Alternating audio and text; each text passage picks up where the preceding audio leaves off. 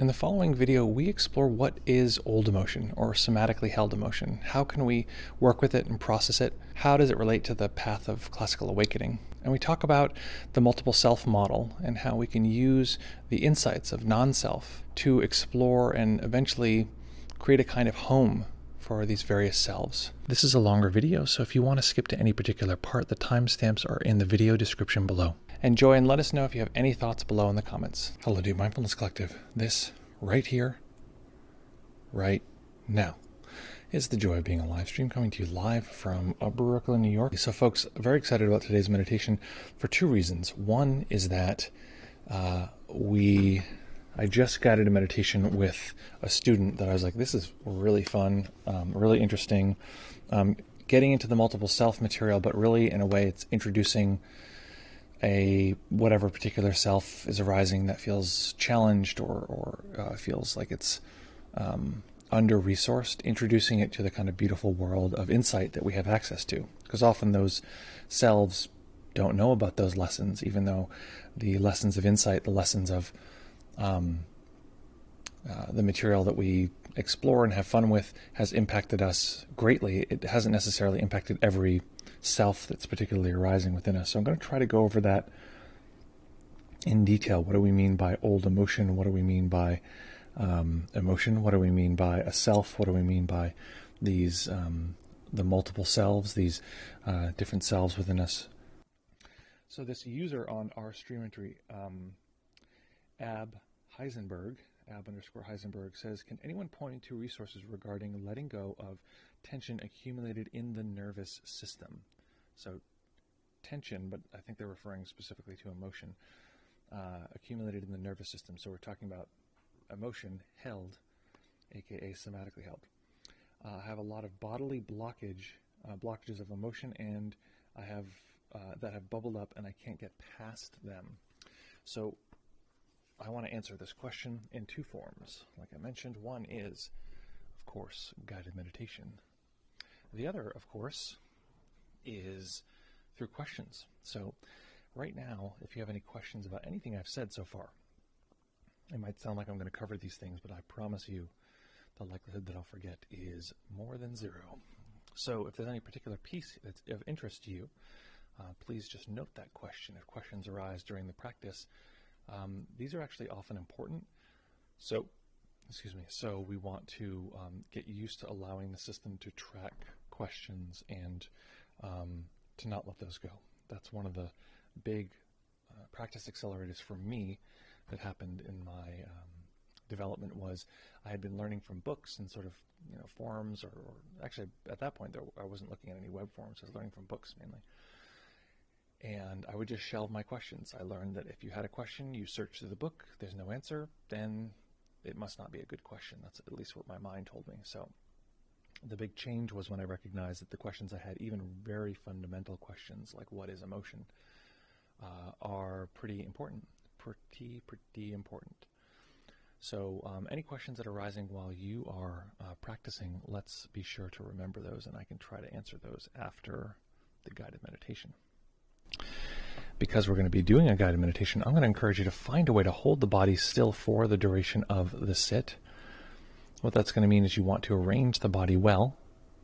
And what does that mean, arrange the body well? Well, typically if you're sitting on a chair or cushion, you want to sit at the edge of the cushion so that the hips, if you're facing this way, the hips can sit at the edge and rock down just slightly. This might seem like a very minor detail, but geez Louise, do I wish people had told me this earlier in my meditation practice. So we sit at the edge of the cushion so that the hips can rock down just slightly. This allows the lower spine to be able to curve naturally and balance there, which allows the upper spine to curve naturally and be balanced there. If the hips are not rocked forward, and it really is probably a difference from here to here. That's probably literally how much rocking actually occurs. If they're not rocked forward, for instance, if they're rocked backwards, well, the spine wants to do this and curve the other way, which is how most chairs are actually shaped. You'll notice the floor of the chair goes into this sort of rounded spine so the lower spine can round back, which is very comfortable for about 10 minutes.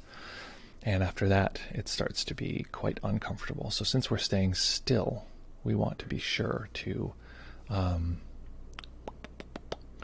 balance the body well. So we're going to find a balance from the tailbone through the crown of the head. However, because we're dealing with some stuff that might be considered trauma, developmental trauma or trauma held in the body, I want to encourage you, if you need to move, if you need to open your eyes, if you need to make an adjustment, there's nothing wrong with that. In fact, it's quite skillful to allow the system to take these actions instead of just push, because it can we can have the experience of it re-traumatizing, even in subtle ways. We have some nice comments here popping up. So let's see. Jean says, hi, Jean from Brooklyn. Really enjoyed the retreat too. I'm so glad, Jean. I noticed you were there. I'm glad you were able to make it. Nick says, Aishin seems like a great contributor to anything related to old emotion and trauma. Absolutely, Aishin is great on that factor. Enjoyed the retreat too. Was around, so missed pretty much though. Enjoyed the retreat. Was around family. There you go. So I missed much though. The replay is your friend. And we're going to be sending the replay of the retreat out soon. We just had, because of the technical difficulties, we have to edit that, so we're just waiting for that to pop up. Nick says, I'm not dyslexic, but pretty sentence building challenge, which is a great combination with dyslexia, which is what I bring to the table, which is always fun.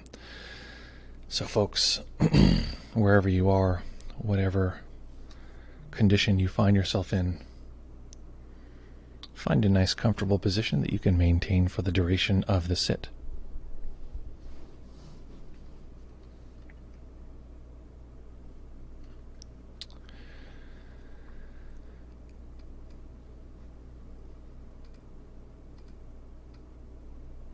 Okay.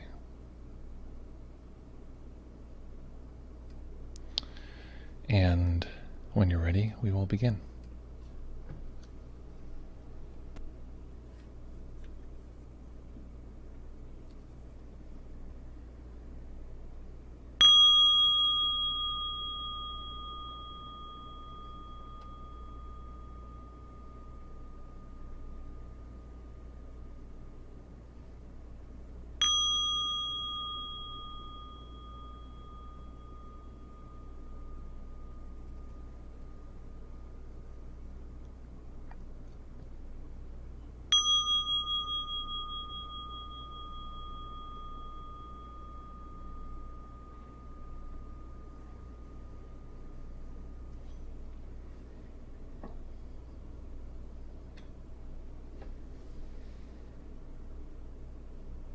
Beginning by taking a few comfortable deep breaths and just feeling the body rise and fall.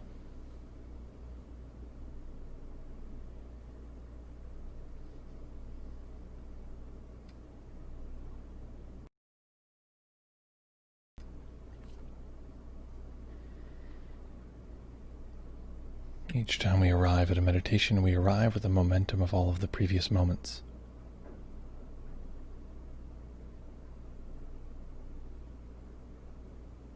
And the way that we can escape the gravitational well of all of these previous moments is simply to ground our experience in the present moment, flooding consciousness with the sense activity that's occurring now.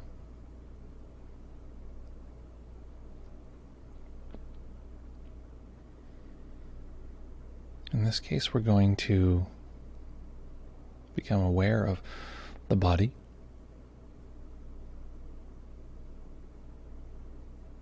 and applying just a little bit of effort, not over-efforting, letting go everywhere in the body that we can, even if it seems like this part of the body is already relaxed.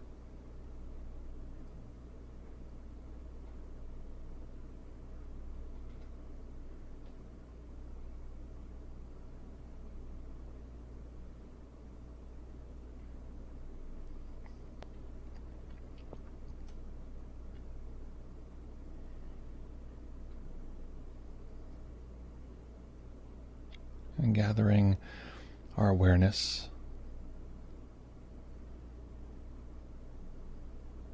to connect with all of the neutral and relaxing sensations in the body all together. Not worried about any particular one, but a general net cast to catch all of these sensations.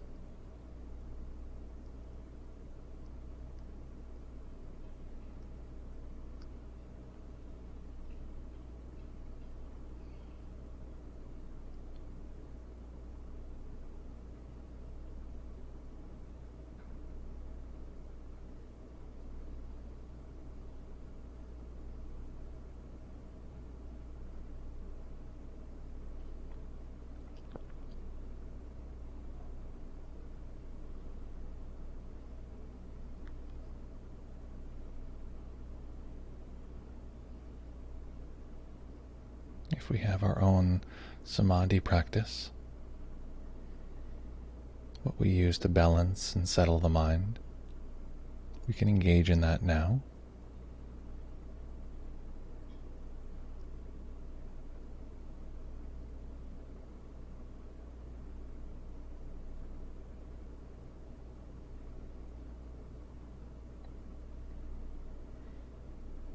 If we're holding this large awareness of the body, we can also bring a tiny bit of attention to the detail of the sensations of the breath.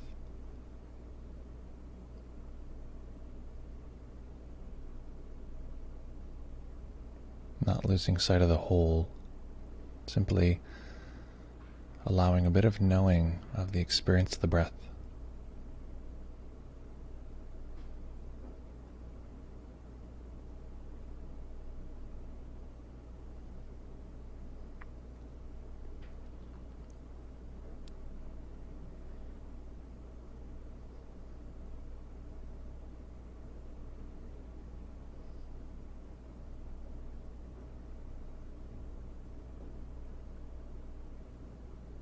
And for some, it may be available to observe the breath all throughout the body.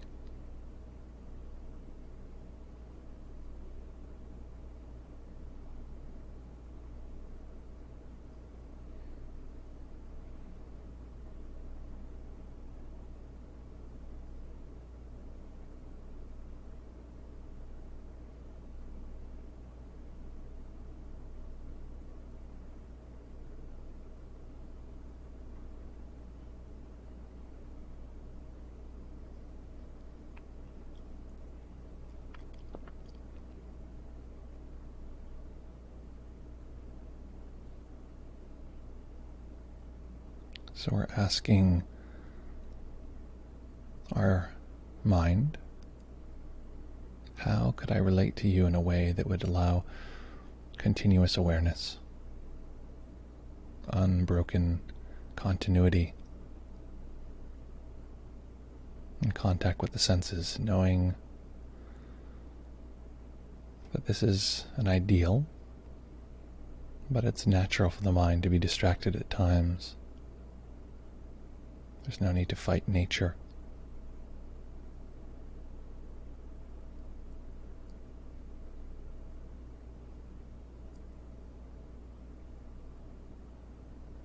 What way of attending to any of these particular sensations?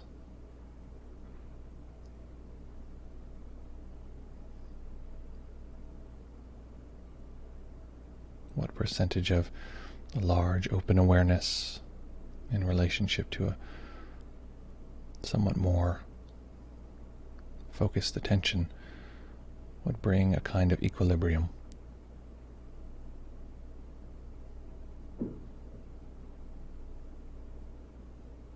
Knowing that often we over-effort.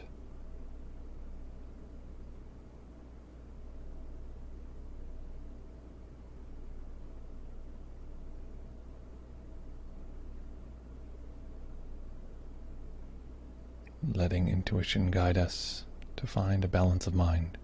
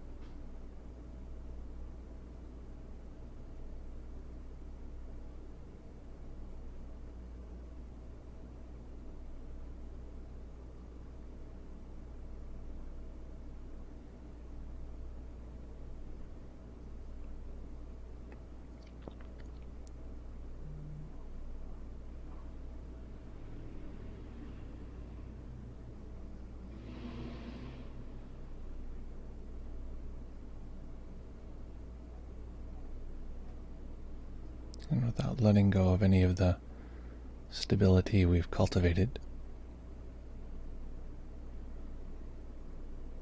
we're going to shift to some insight practice.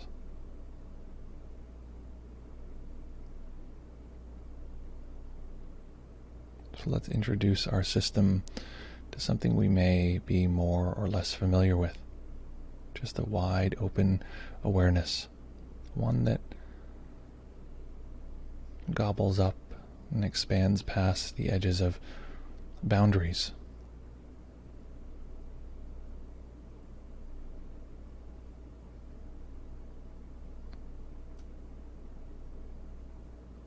One that experiences the sense of a self at the center and simply mixes that set of sense data along with this larger awareness, letting them all be experienced together.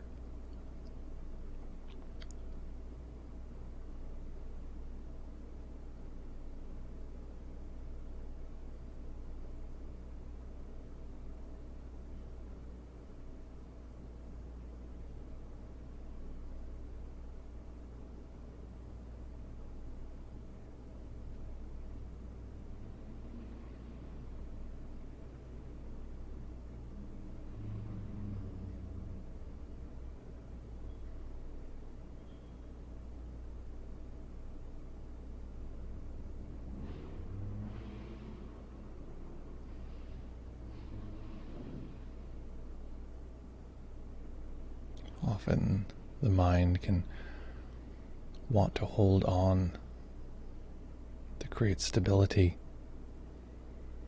And that's fine, that's not a problem. This can come in the form that there's a center that doesn't want to let go of being the center.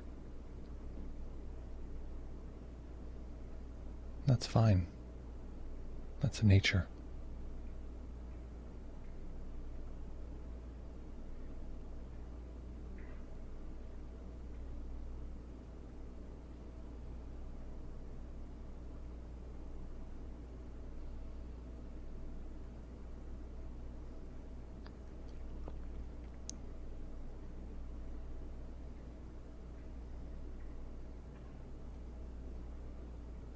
So it becomes our gentle duty to introduce this center to the larger experience of sensing.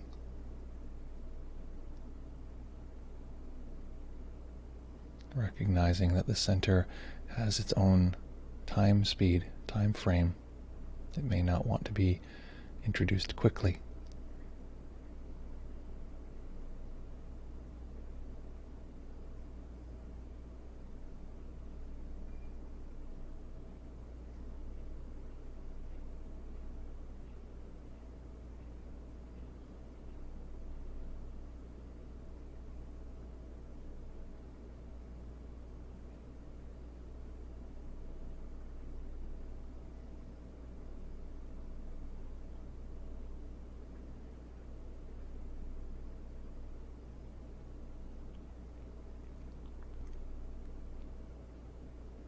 So part of our task is to imbue this larger awareness with the slightest charge of kindness, of care.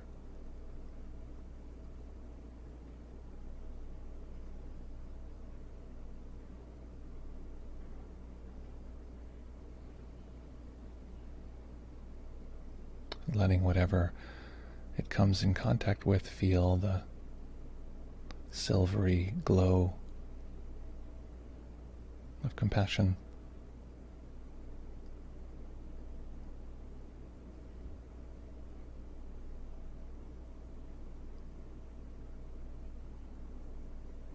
Again, emphasizing the importance of it being the slightest addition of care.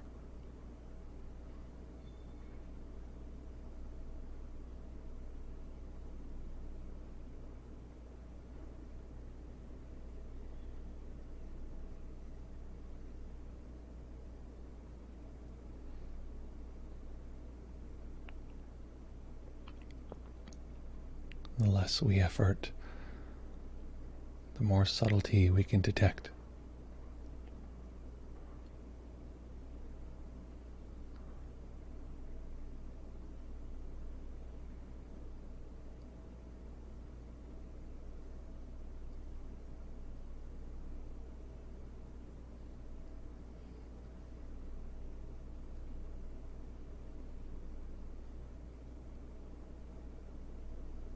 So letting the care be the medium, letting it be the translator.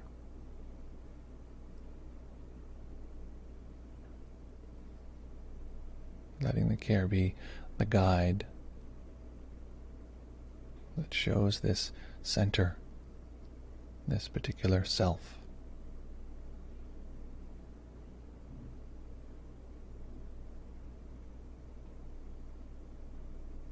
That it doesn't need to change, that it doesn't need to go away.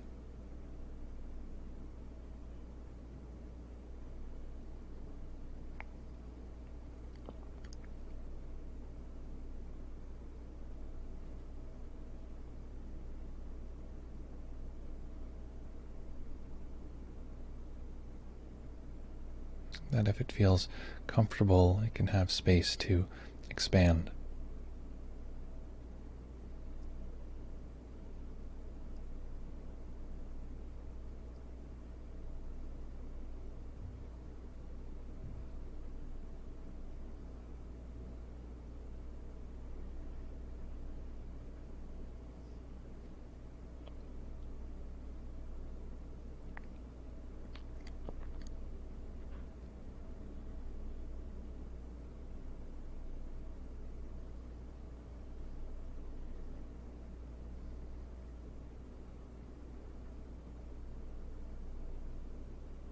What we may find is that this self doesn't want to take up this extra space, doesn't want to expand.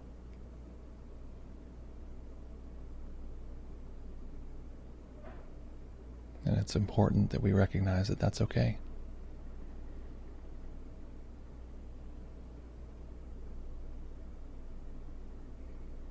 Sometimes it's the nature of a self or a sense of a center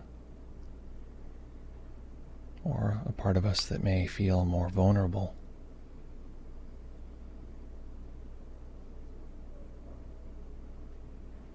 To want to stay where it feels comfortable, safe.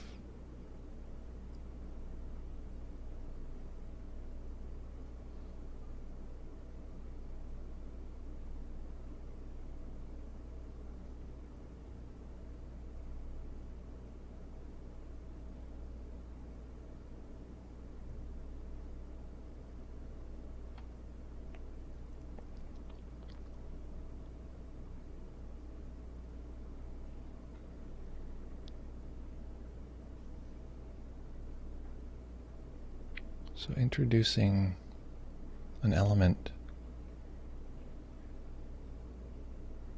we're going to give and allow this kind awareness to have a voice.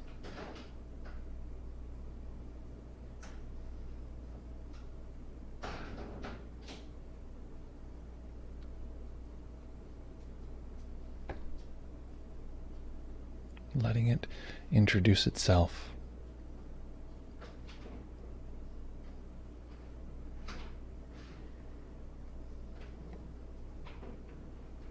Letting it say hello.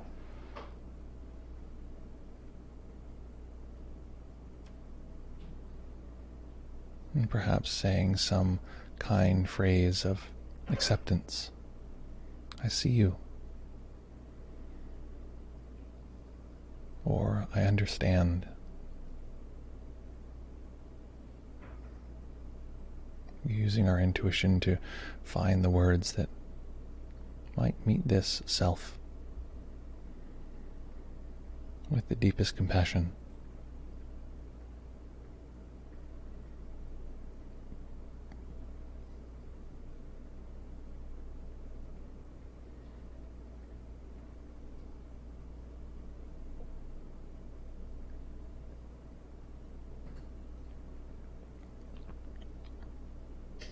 and letting this self have a voice.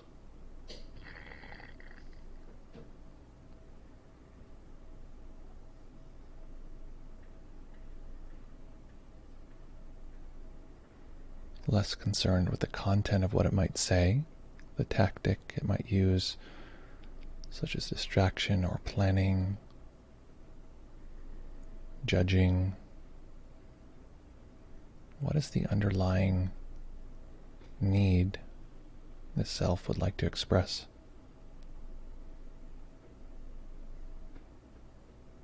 Often this need is quite childlike.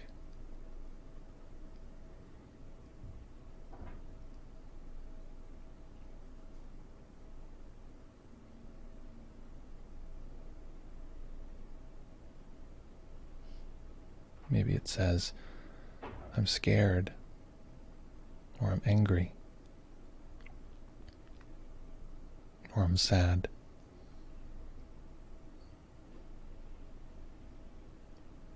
Using the intuition to allow this self to have a voice.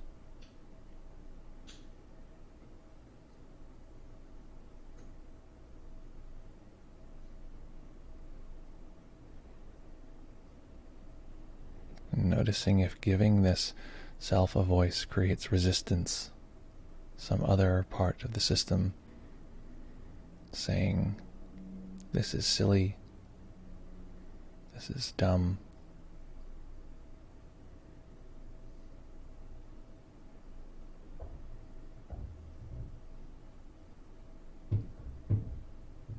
If this is a vulnerable self,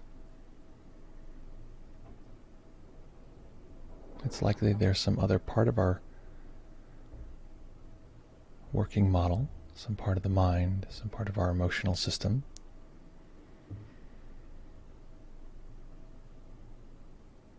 which is pushing, causing it to feel embattled. There's a reason it feels unsafe.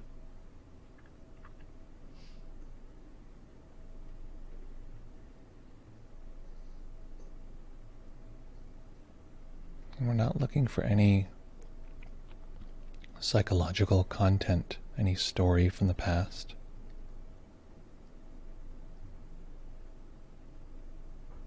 Just an allowance for the self to breathe, to take up space.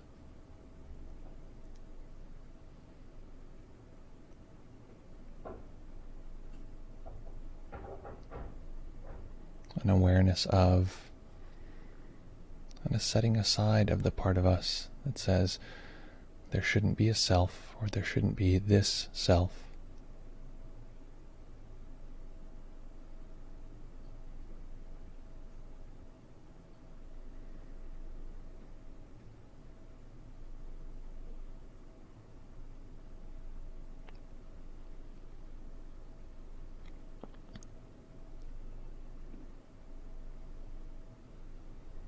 Allowing the intuition of this kind awareness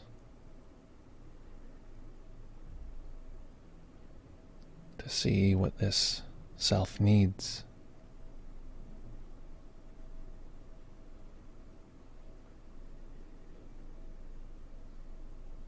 Sometimes it wants to be wrapped in awareness.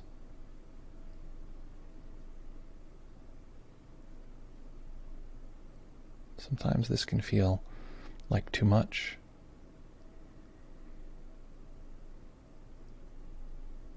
And it prefers to be left alone. So experimenting what happens when awareness simply leaves it be. Being aware of other experiences. Does that self settle down?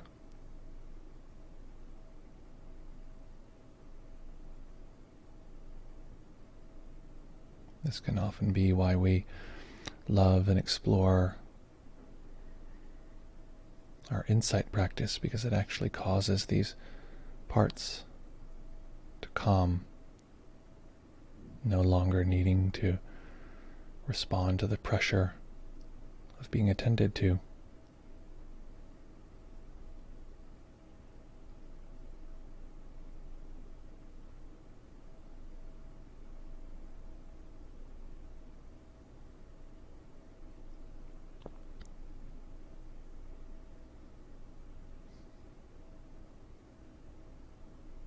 And sometimes a self can feel most comfortable if we don't focus on it, but simply stay nearby.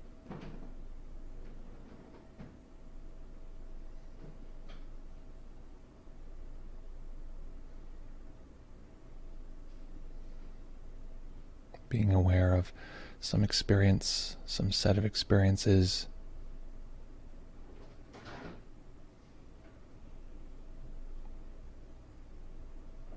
in the near vicinity without creating a pressure.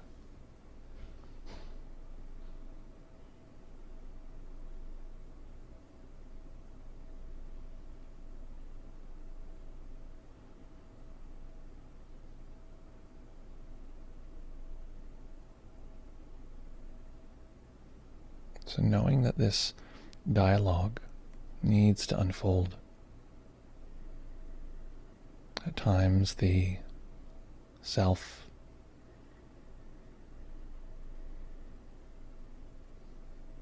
needs the verbal support of the kind awareness. It needs to hear the kind words. Sometimes the self needs to speak in order to express its fundamental need.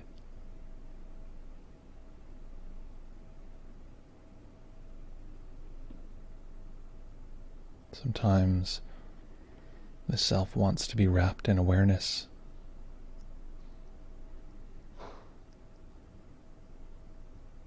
Like a globe of the mind holding gently.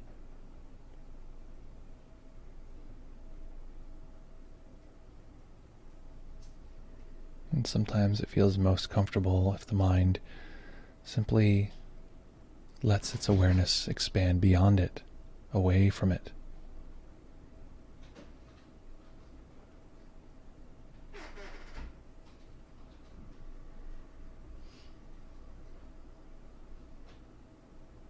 And sometimes its greatest preference is for us to be aware nearby, leaving it space to be alone, but be in the company of this kind of awareness.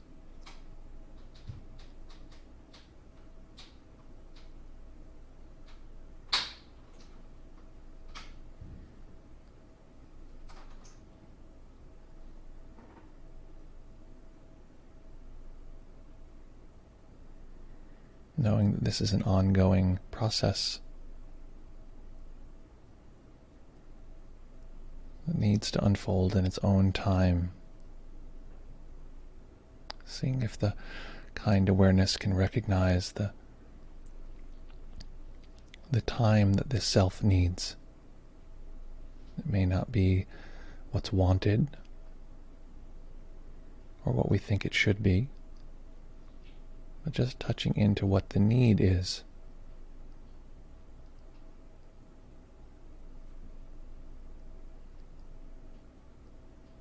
Staying with the practice, staying in stillness, allowing a tiny bit of light to enter the eyes, eventually allowing the eyes to rest on a single point as they fully open.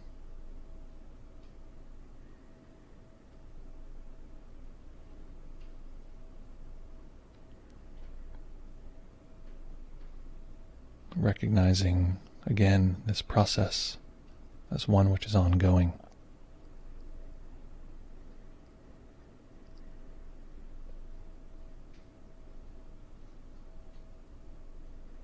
And as we tune into what this particular self needs,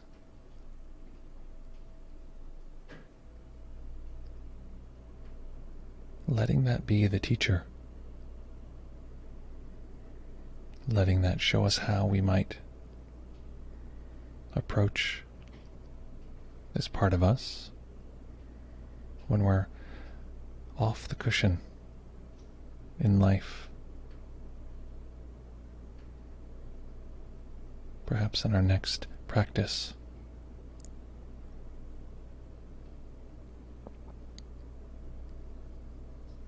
And in this way,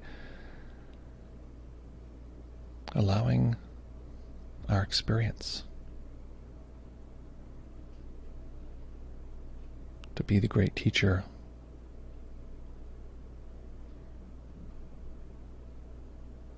to show us what needs to be done.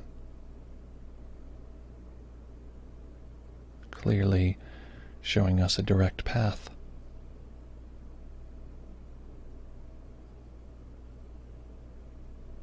It's simply our role now to listen.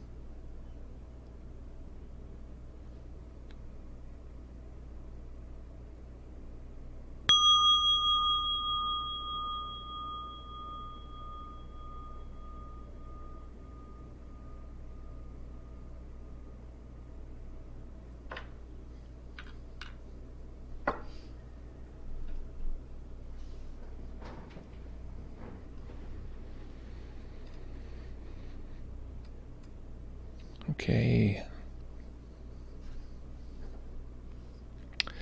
What was that like? Making any adjustments you need to allow the body to be comfortable, especially knowing that when we're dealing with material like this, the body and the body's experience is very important. So taking a moment to adjust, to stretch in a way that's aligned with what the body might need, even if there's some remaining awareness of this particular self. What does it want physically?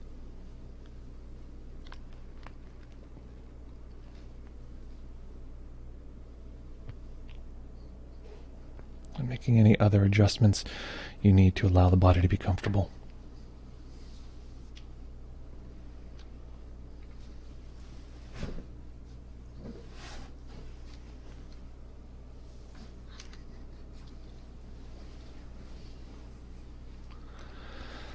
Okay, folks.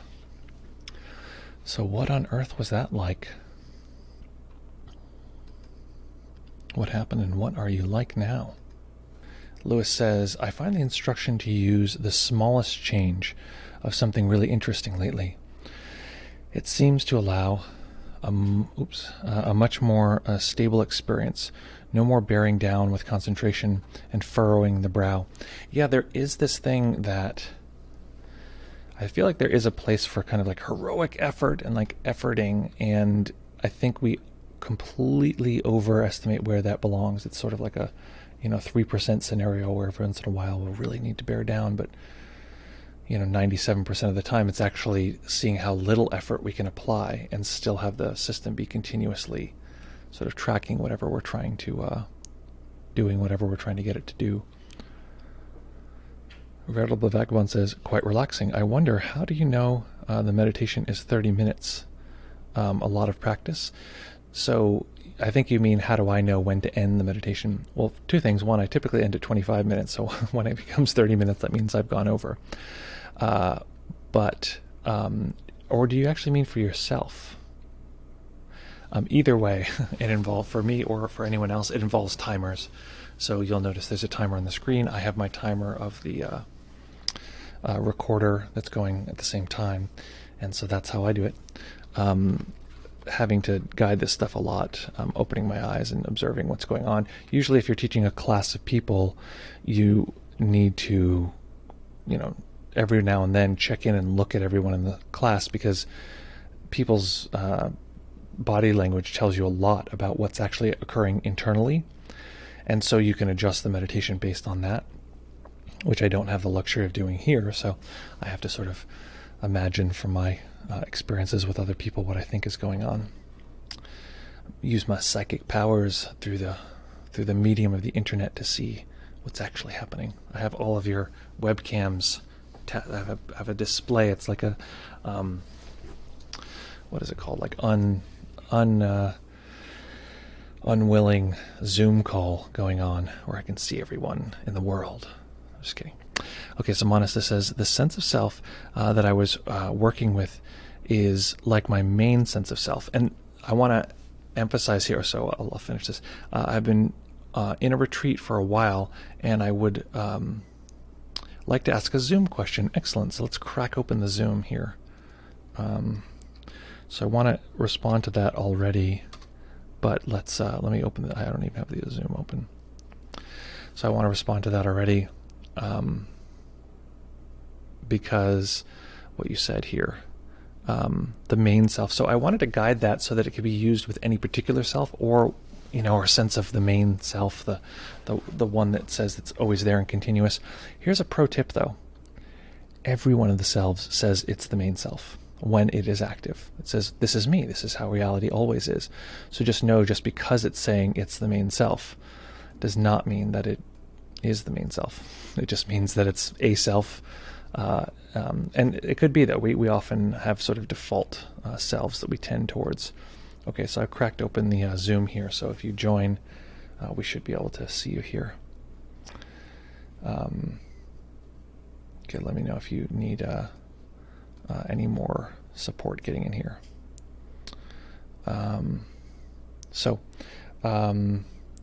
Beep boop up up. Okay, so I'll just go on here until we. Here we have someone here in our waiting room. Okay. Hello. Here, I'm going to adjust this so you're visible. Hello. What I would suggest is turn off the stream audio and just do Zoom, because there'll be a feedback loop otherwise. That's funny. I was doing the visual meditation. I don't know if you guys saw in the last stream, I did the visual meditation. So this is what it would look like if I didn't change anything. You'd just be the main characters of the entire stream. So I'll change that so you're not just like blasted with self-consciousness. Okay. Excellent. So how are you folks? Great.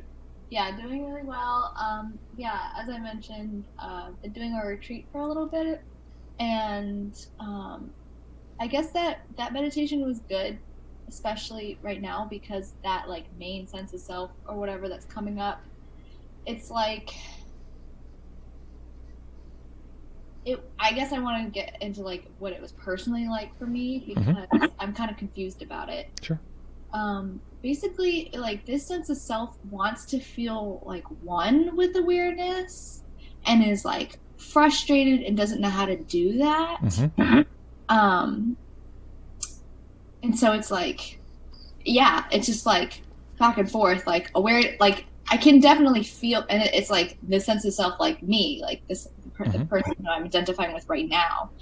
And I guess for a long time in my practice, I have always felt like that sense of self has to go away for awareness to like be the predominant experience, or if that was like even the goal, to be like less self-identified with this sense of self.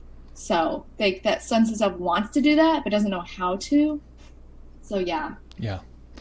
So what I would, my general approach would be to consider for a minute what it would be like for that particular self to have a downward pressure that says, I want you to go away. And if you go away, I can finally be free. And you can answer sort of theoretically like what you might think that is, but what is that like to sort of hear that, to hear that there's a pressure that like if you would just stop existing. Yeah. It makes me feel like I'm missing something, and that it's like my experience isn't true. Tell me, help me understand that. So, and again, it gets tricky because we're talking about like this self thinks, this kind of thing. So just help me. So okay. The response of that particular self. Like that's what it also agrees with would be the truer thing to do. If it goes, it has a self-belief. If I went away, then there could be more freedom. Yeah. So this is not to say that this is what your experience is. So this is, don't let me script your experience. For me, the part of myself that arises that wants itself to go away, that I experience sort of, I categorize that as an experience. I categorize that experience as shame. Is I wish I were gone. This self says, God, if I were just not here, things would be better. If I would just, the way that I relate to the world, or the way that I'm existing, that could just go away. Now it could be slightly different, which is, I was going to say it might not be shame emotionally, and at the same time that kind of a self wanting to not exist. I'd be curious from your experience or your sense. What are your thoughts about that? Like, what was that? Yeah, I think it's like, I mean, I guess there's just a lot of confusion about like what I'm trying to do in my meditation practice. Like trying to see no self. So that means that self wouldn't be appearing. So I guess it's like confusing. That's why like that sense of self has like internalized the fact that if it goes away, the experience would be more free and less constricted. Yeah. And that there's part of us that's just like, please just go away. Just stop existing. Yeah, it seems like an obstacle to insight. Yeah. And is there a sense, and again, this is, you clearly monitor your own sense, your own, preference for self-disclosure. You can answer or not answer whatever is preferred. Yeah. I feel a lot of people probably encounter this, so. Sure. Yeah. And do you get the sense that that self, that's the only pressure for it to not exist comes from you, or is that sort of a broader thing where it's like if that part would just stop being, then there could be more freedom? I think it's a large part from me, but I guess it's also just like the interpretation that I've always read and heard in Dharma, but maybe that's a misunderstanding. Well, we're getting into some really like tricky territory, and this is where these different models of the ultimate self and the relative self come in, and this especially relates to there's this sort of trope that will happen as someone will come into center and say, hey, the specific trope actually that I'm referring to is someone will come in and say, hey, I'm a person of color, I'm a person of like some group that's like marginalized, I'm not really represented in this community, and I feel this pain that is reflected in my experience beyond this community. I feel alienated and isolated, or so what does one do about that in their practice? And the teacher says, well, you don't exist, so stop. Next, right? And it's like, rant, like, okay, we've hit some trouble zone here. So we're entering territory, and this, particularly when we're working with the multiple self model, where we're dancing at this edge between ultimate and relative, and we have to be tread carefully, because the lessons of the ultimate can be experienced as entirely violent to the relative, and the lessons of the relative can be very misguiding if we try to apply those to the ultimate. So we can sort of talk theory all we want, which is fun, and I love talking theory, like, okay, what's the sort of larger theory? But I noticed when we started talking about this, and now still, that it seems like this, and I'd be asking more from the experience of the body, it seems like this is not a neutral experience right now. It's not like, oh yeah, we're talking about moving checker pieces on a checkerboard. Like, there seems to be a weight here. Yeah, definitely. Yeah, there's a sense of like heaviness in the chest, and Mm-hmm. like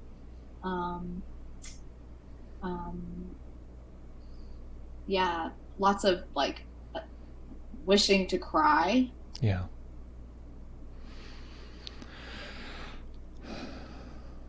Yeah. Like tightness in my throat, and yeah, I guess I just like also don't want to practice incorrectly. Yeah. You know, we as meditators, like people on this call, they spend so much time and energy trying to practice, and it's just confusing because it's like, okay, I could like totally accept this self and like completely let it be how it is, but that doesn't mean it like goes away, or that there'll be any kind of like, I don't know, transcendent wisdom that comes from that. But maybe I've done that before too, and it just feels like being identified in this small sense of self is like, it's like, it feels like being trapped. Yeah. And that sounds like you're describing a kind of feedback loop where there's some part of us that says, hey, this is outside of meditation even, like, hey, if you would just stop being there, or stop doing the thing you do or existing the way you exist, then I could finally, do the things I want to do, or I could finally, for me, what happens is this more vulnerable self is highly prone to like embarrassment or self-consciousness and this kind of thing. So it's a sense of like, if you weren't there, then I could be free in the world and interact with people in a certain way, and not have to worry that I would be deserving of judgment. That for me is the sort of how that part manifests. And then there's this sort of overlay that you're describing. In insight practice, there's the sense of, if you would just eliminate that self, then you'll finally be free. Mm-hmm. And part of us is very attracted to that, in part because it completely mirrors that that experience internally. If this part would just go away, then not only would I be free, but my experience is then other people wouldn't be burdened with the sort of pain of having to exist with this like inferior, pathetic, like vulnerable part. Mm-hmm. What are your thoughts? Yeah, I guess I just like want to know. I guess there's also the sense of like wanting to do it right. Yeah. And maybe that's probably where a lot of this tension is coming from. Yeah. Yeah, and that's my experience too, that my perfectionism, like if I just could get it right, which goes back to this thing of there's some sense that this part is wrong. It's like there's something wrong with you. So if we could get it right, or things could be right, if I could just, and it can manifest in many different ways. I want to get things all straight. I want people to look at me in a certain way. I want to finish this project or something. If I could just get X thing, and X changes all the time. If I could just get X thing, I could finally relax. Yeah. Yeah. Yeah. Well, I mean, I guess I'm glad I'm acknowledging this, because I think that's really helpful, because I think the tendency is to like pretend that those feelings or that self doesn't exist. Mm-hmm. But there's still a sense of like, okay, I still want to do something about it. Yeah. Even if it's just like, yeah, I don't know what you would recommend. Is it just like still continue to accept that self, or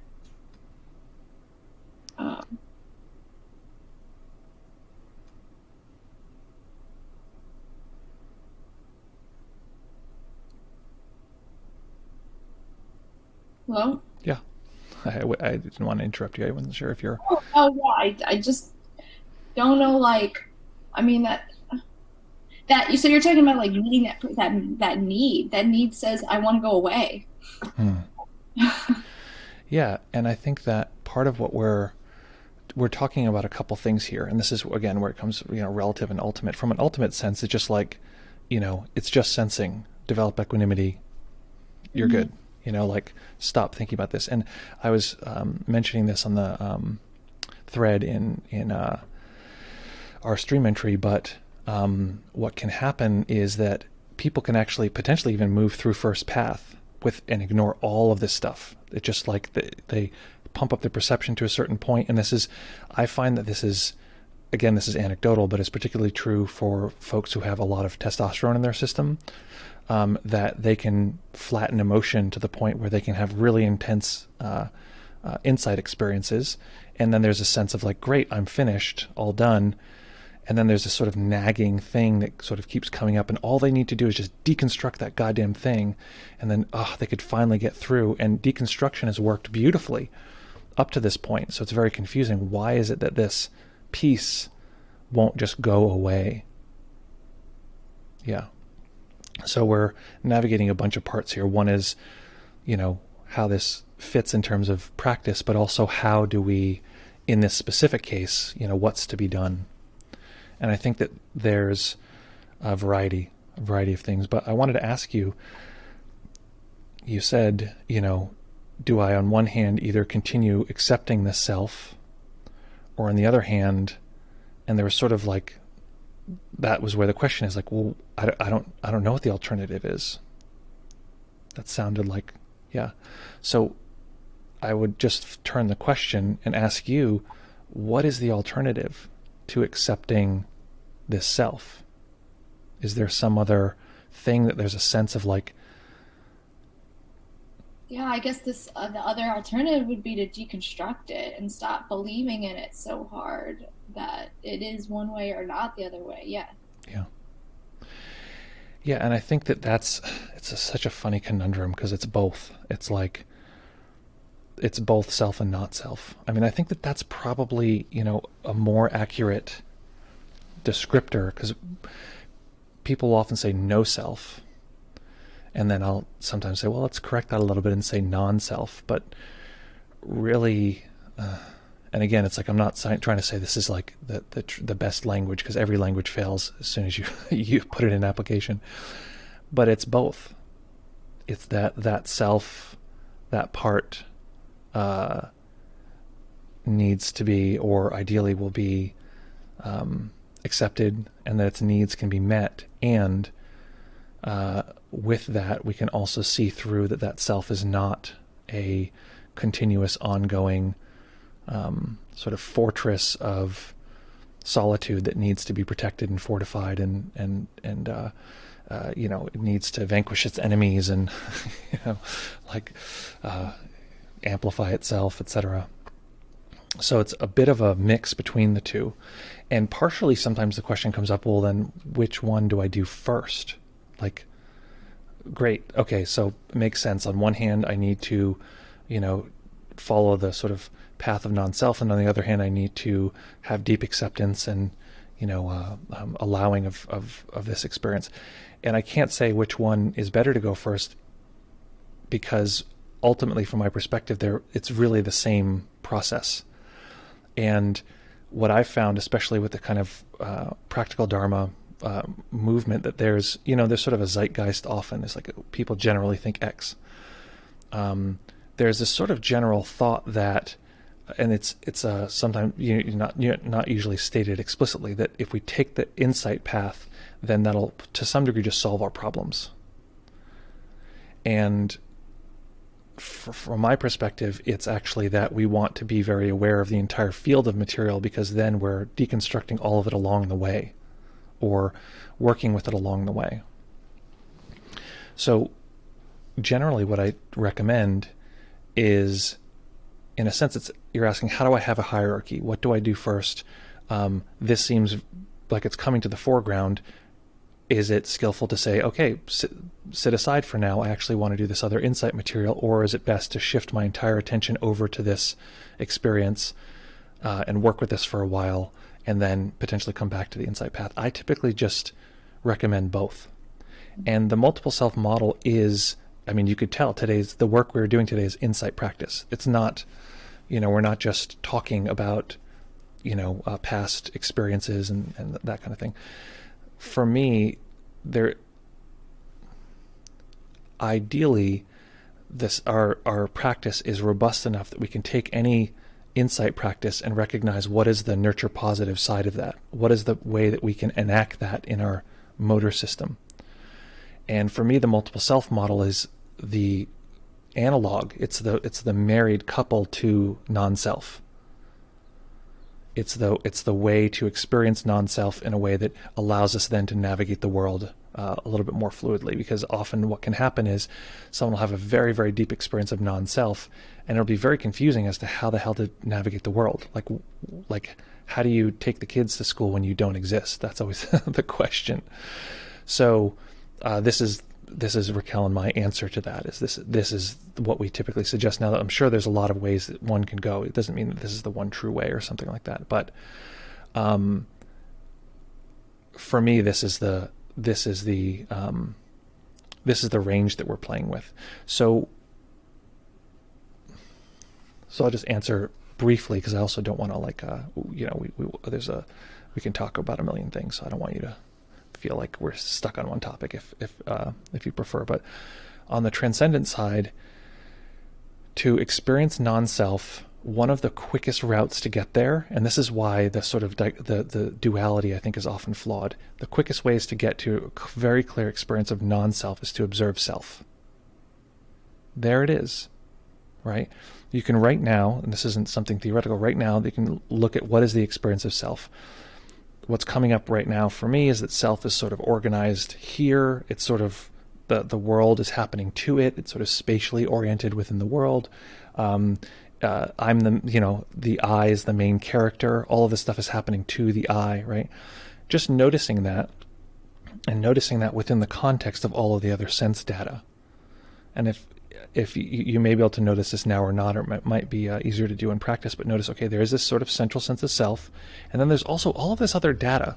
There's all of this other awareness that can open up that isn't this self, so that's what we call world, right? There's me, and then there's not me. That's how we create this sort of arbitrary line that's constantly being renegotiated, is to observe those two. Observe that duality. Observe, okay, there's this sort of pressure inside and outside. Get very good at observing what we experience as world, as not self, as not me, rather. This is not me, this is world. Get very clear at observing the experience of me. This is the set of sensations that this system describes as me.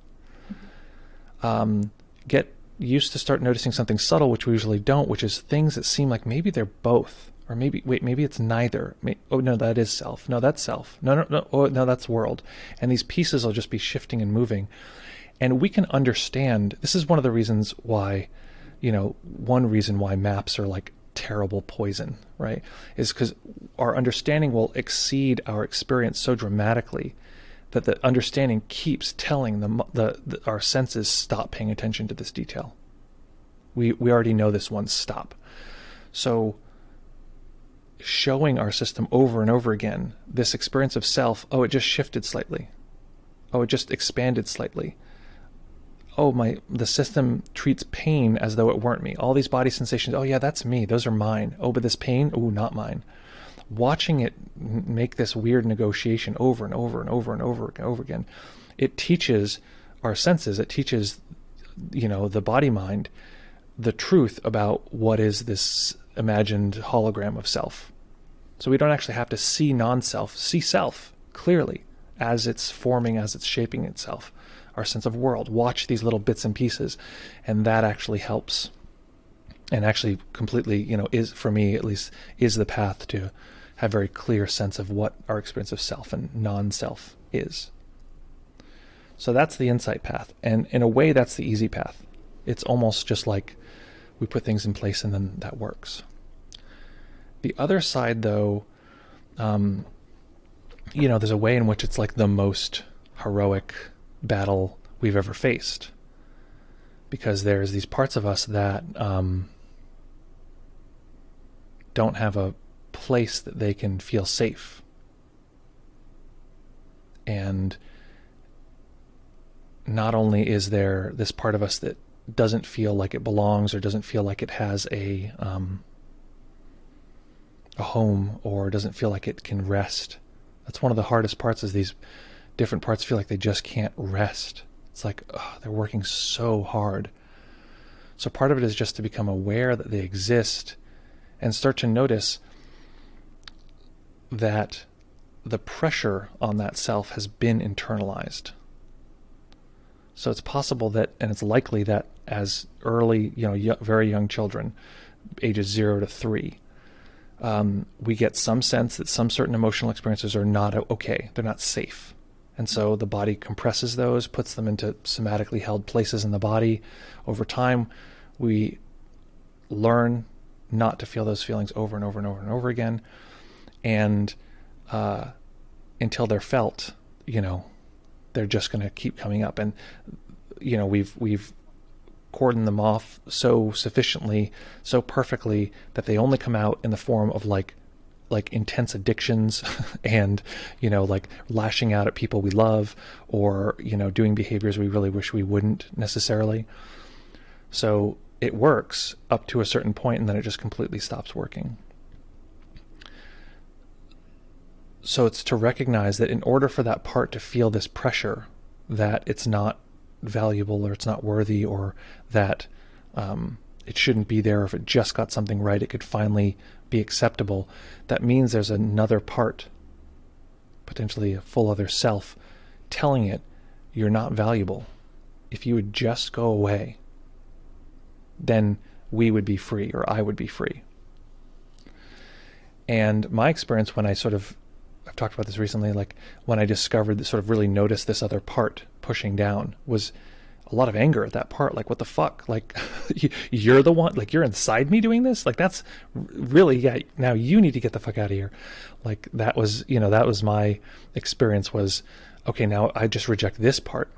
And it's a tough, slow process of starting to recognize that each of these parts is fully cordoned off and has this simple view of reality, usually extremely childlike. Sorry, were you going to say? No, yeah, I relate to this a lot. Yeah. Yeah, so each of them is cordoned off. Each of them has their own view of reality that is fully, it's a full self, meaning it fully thinks that it is the only one. And so a lot of the conflict that we have internally is actually that these selves think they're the only ones, and they need to destroy the other one. Or they need to be destroyed, right? And so part of it is starting to navigate this material and allow these parts to exist. And my experience has been over time that when one of these parts sort of comes to the surface, it starts to predominate. And until it can sort of have the space that it needs, it's going to act out unconsciously. It's going to, lash out in all these different ways. And so part of the practice we did today, and this is often what I support and recommend, is asking it, developing this dialogue and saying, hey, what do you need?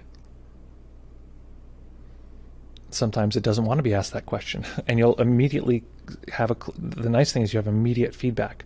If you're like, hey little self, what do you need? And it's just like, fuck off, it's like, great, you got immediate feedback. It didn't like that.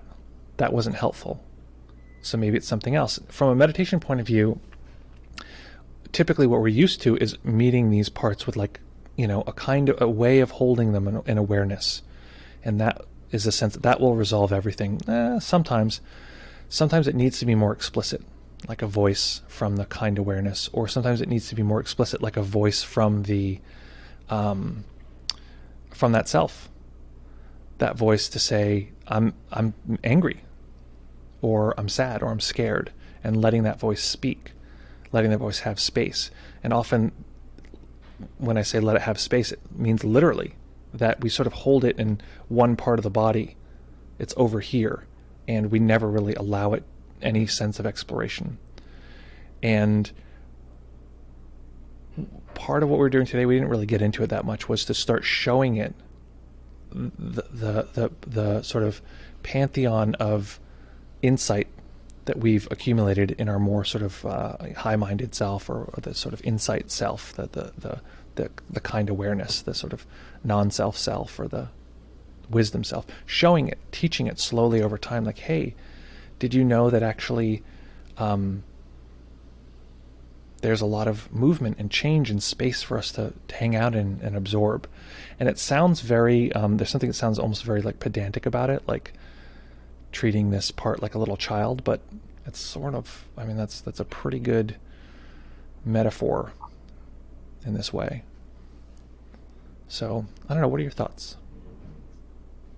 Yeah, no, I appreciate you pointing out that there is another self that is like pushing on this other vulnerable sense of self, and that, you know, looking at both of them and holding them simultaneously, maybe even um,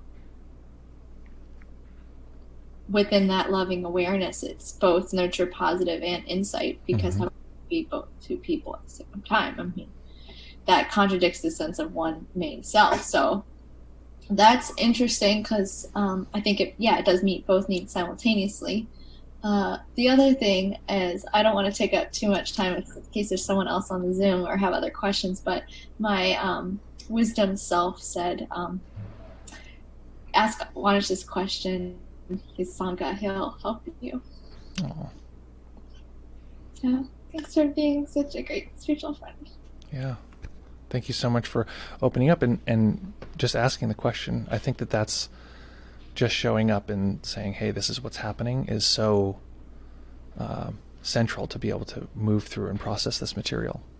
So, and also just be thankful to these various selves, right? That to say, I mean, honestly, it's like, it's pretty brave of that self to be able to come out and say, hey, here's what's happening.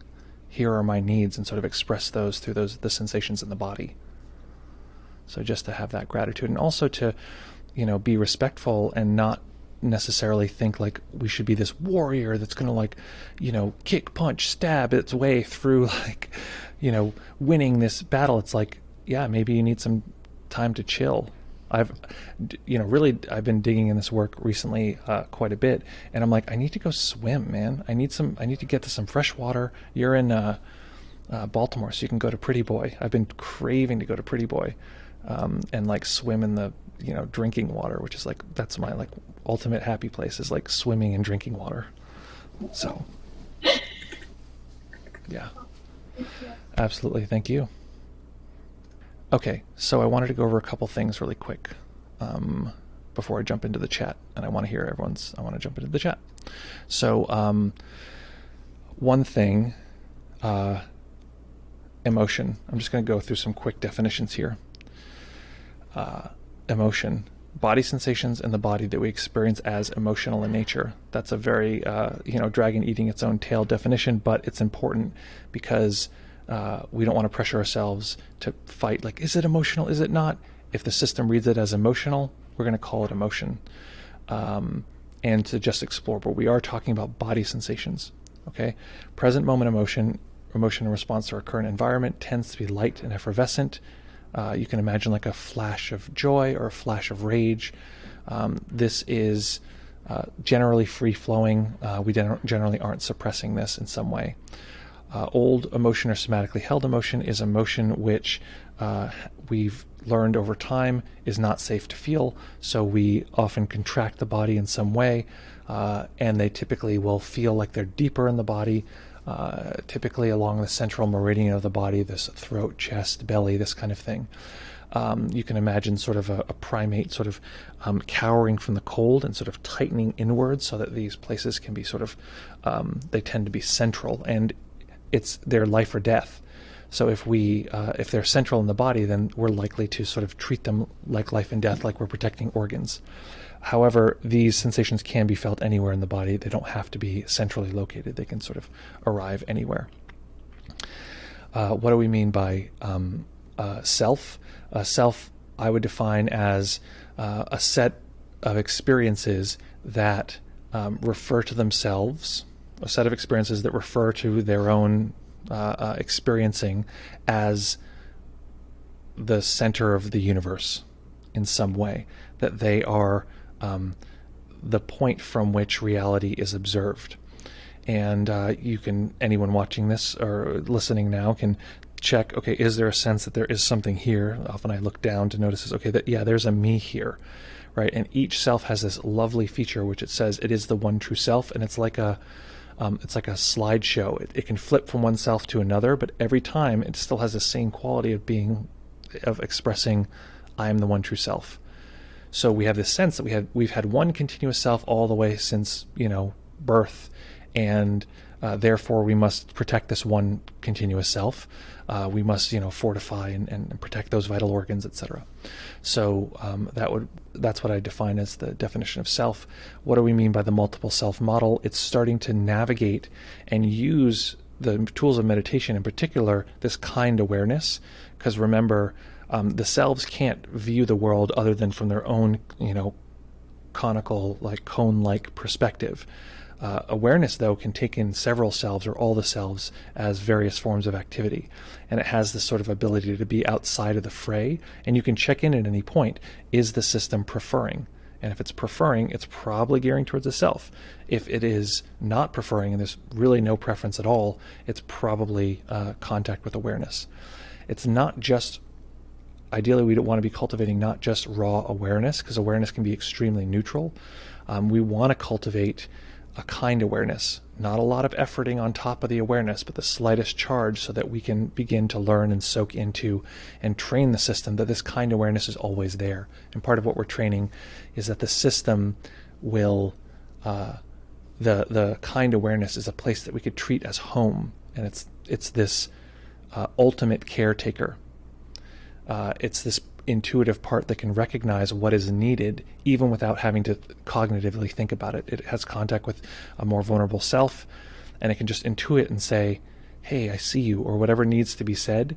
And if that's not right and the self resists and pushes back, it can intuitively just readjust and say, okay, cool. And then what we did today was various forms of developing a dialogue between these different parts. Sometimes two parts want to sort of have a discussion, or we want to set up a discussion between these two parts, but they can't really talk to each other. They can yell at each other and say, like, you go to hell and you're worthless or whatever. But in order to have a dialogue, there has to be some loop, some connection to this awareness that does not see itself as one of these particular selves. And so today we are developing not only how that dialogue might develop, but also how awareness might position itself almost spatially in relationship to one of these selves to give it the space that it needs to be comfortable to talk. We're trying to meet the fundamental needs of that self without trying to change them. We're trying to meet that need, and to know that sometimes that self will say its need is X, like a child who says, no, I want the ice cream, I want that, and it's screaming it wants X, Y, and Z, but we actually realize underneath that stated need is a need maybe to be held, or a need to be heard, or a need to be comforted or soothed. So those are just some broad definitions, and yeah, that's the general breakdown here. Let's see, I want to jump into some of these chats. If I missed your chat or your question, let me know, because sometimes I miss something, so you just message me back.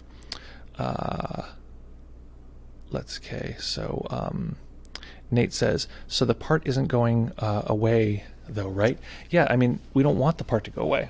The part is, it's serving a function. It has a value. It's actually, it's in some way or another protecting us. And so it would not be to our advantage to get rid of a part of us that's worked our entire lives to protect us. There's we want to have some degree of respect, but also some degree of kindness, like, wow, thank you for all the work that you've done. Let's see. Is the part, okay, so Nate says, is the part that wants the other part to go away truly saying so in a caring, but upon review, selfishly protective way? Yeah. My experience is that often that part that is pressing down on the sort of more vulnerable part is it's just trying to protect. In a way, it's like the vulnerable part's like, I want to be safe. Oh God, I feel not safe. And this other part is like, I just want to control. Like, if everything was orderly, then, and you would just go away, then there would be freedom. So that's typically kind of, and I don't want to say typically, that's my experience. Jamla says, are Kriya's experience of trauma or a related experience, or is it only blocked emotion? So Kriya is a broad category, so I couldn't say if it was exactly always emotional in nature or this kind of thing, although there are a lot of the Kriyas that I experience are emotional. I think Raquel would probably agree. So kriyas are basically, we'd say, involuntary body movements that accompany meditation, often when we're feeling particularly absorbed. A lot of my experience of kriyas, the sort of shaking in the body or the sort of like, whatever, these kind of things, often are emotional, often are the system just wanting to express emotion. And it's worth noting that, all of our emotional hardware is, fully developed in like a dog, for instance. And you'll notice, you've probably familiar with this phenomenon, if a dog gets scared or if a dog gets, something happens, as soon as you sit it back down from the scary thing, it'll shake its whole self off. Our society doesn't really have a place for that. It's not like you're like, hey, like you almost bumped into me on the sidewalk. It's like, no, you almost bumped into me. It's like, well, screw you, and you're walking away. And we'd probably be better off if we did. This is also part of why having a movement practice or having some sort of body awareness practice is really important and really helpful. Just free movement. Listen, put on some fun dance music, let the body flop around. If you want to pay attention to that self, let that self control the dancing, that kind of thing. How does it want to move? How does it need to move? That can be very impactful. Lewis says, I like using self-world examination to put things into proportion. My anger or thought is actually really a tiny compared to the detail of the senses. And that's the sort of power of awareness, is that awareness has the ability to show us context that might not otherwise exist, or might not otherwise be made aware of in that way. Nate says, my devil's advocate feeling to your distaste of maps. Okay, so here's what I have a massive pet peeve against, and again, this is by no means personal. I dislike the idea of devil's advocate because often it's not someone's belief or their experience. It sounds like it is in this case, so I don't think this applies. But sometimes people will be discussing, like, well, let me play devil's advocate, and I'm just like, no. I'm just like, do you believe this? Is this your position? But it sounds like this is your position. Distaste for maps is there's no way to have informed consent or understanding about what's coming without at least a general one. Yeah, I mean, I think that's probably true. Nate's referring to that in our Progress of Shinsight class. There's a whole section where we talk about informed consent, and we really emphasize, like, do you want to move forward? This could actually be quite a lot. And I also want to just backtrack here to connect with what Monica is talking about.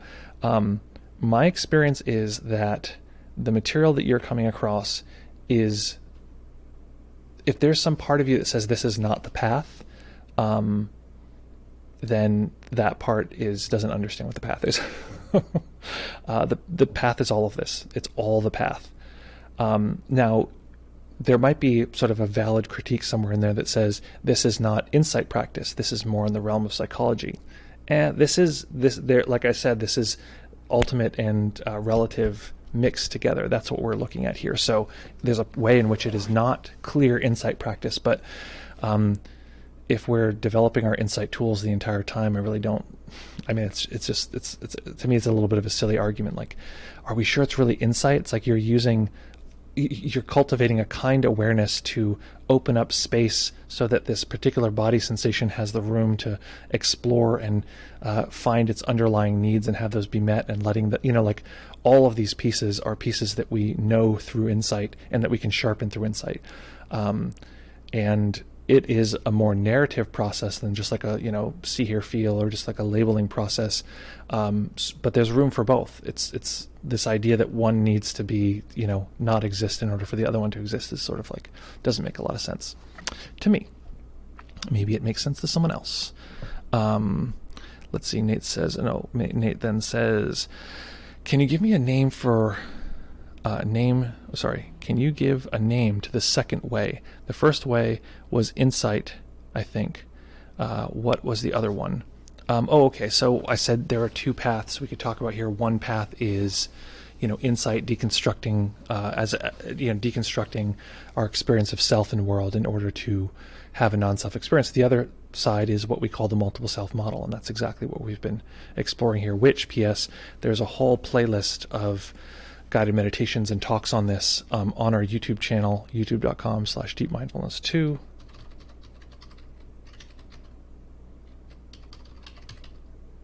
Mindful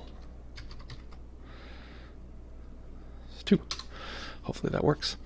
And that the playlist there is material from the multiple self model, which I'm definitely going to add this one to that playlist. Lewis sends a heart. CL2020 says, thank you, Monica and Janusz, for your conversation. It was very valuable. Well, that's lovely. I'm glad that it was valuable. And I really, too, greatly appreciate Monica just sharing in that way. It really is. It's not easy, and it's significant, just being willing to face what's happening. Rebecca says, help me a ton. Thank you. Well, thank you, Rebecca, for being here. Nate has the final comment here, which is, thank you so much, sending good vibes through the internet.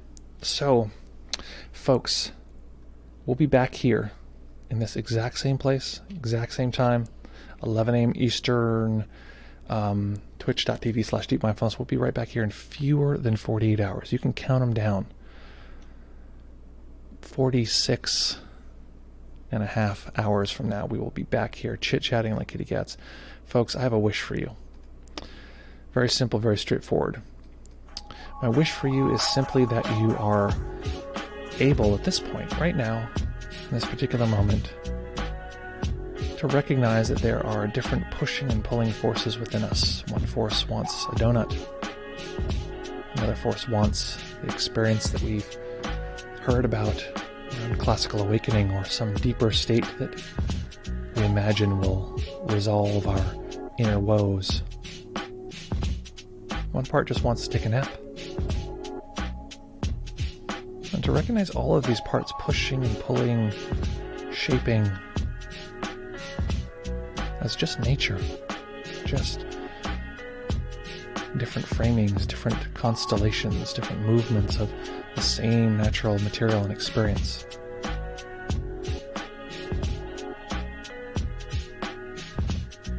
And just let that acceptance carry us, letting that be something that we can have contact with all throughout our day.